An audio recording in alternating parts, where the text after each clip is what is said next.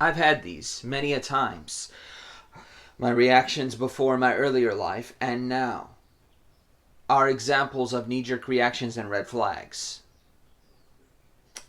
Red flags that I saw had to do with people being very subjective about their views, very much standing over me with their experiences instead of standing with me. Um, on the other end of it came the knee jerk reactions that I had, which were shutting down, which were having seizures, which were literally my physical ailments that came and left me now. If that is not proof of being a knee jerk reaction, I don't know what the fuck is. Excuse me, let me repeat that again to get through to your skull.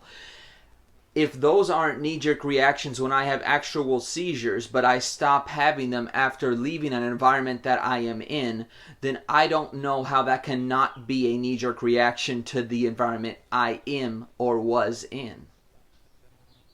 There's the big part about knee jerk reactions and red flags.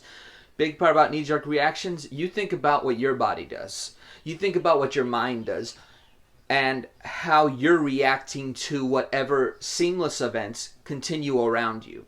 And it's beautiful to recognize that because you see, and maybe you won't see. Maybe you'll see in 2020 hindsight years later, a few years later, maybe a year later.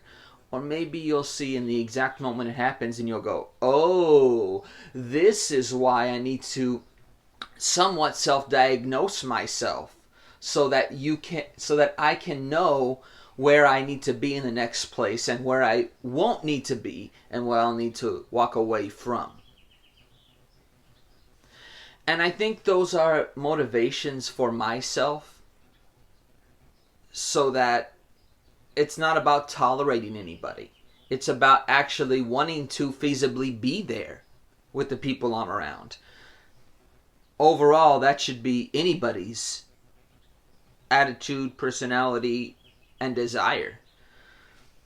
And on the flip side of it come the red flags. The stuff that I see from others that are red flags about what their motivations are. The same red flags that I gave sometimes, which were, oh, they don't allow me. I've said that in the last year or two. I've talked about the identity of those parts of my life where people spoke to me in a way like, I'm not going to accept that about you, Marcello. Okay then, don't accept it, but know that it exists. They don't. They come with it as my experience counts more than yours does. Let me just smash that for you. Well, you don't. And I think that's the loss. People don't get to know someone because their experiences matter more. It's like when a person says, oh, I've had sex with so many people, I know how to satisfy you. First off, that's disgusting.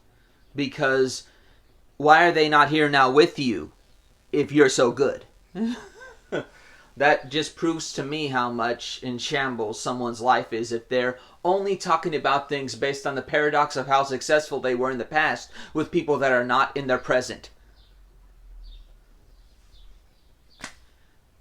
And it speaks volumes about people who are just show pride. Just show pride. Why I love when people talk about me, not me talking about me. If a person talks about me in well regard or in unwell regard, do it.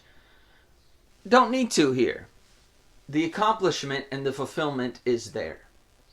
And I think that's what red flags and knee-jerk reactions are really about. It's about learning about yourself and learning about the others around you so that I can fulfill what things I need to do, even with those parts around me that are completely creating this reaction from me and effective nature of their own.